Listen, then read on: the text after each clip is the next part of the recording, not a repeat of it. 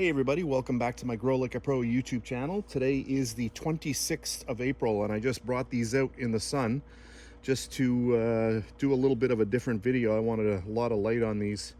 I just wanted to show you. So we started these off on the 13th of April right there. And I do have some others that I started a day later and they're catching up to these. Like, you really can't tell the difference between them. But look at this now.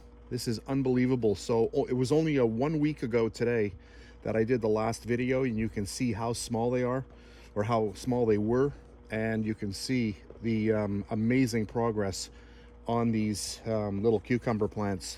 And these are hybrids, by the way.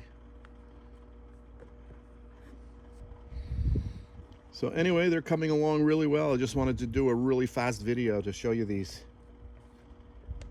So really nice.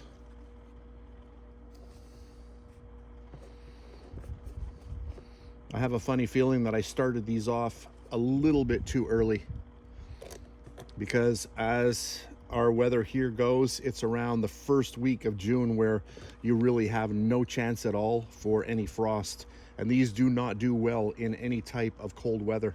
Anyway, a really fast one for today. Thanks very much for watching, and I'll catch you on the next one.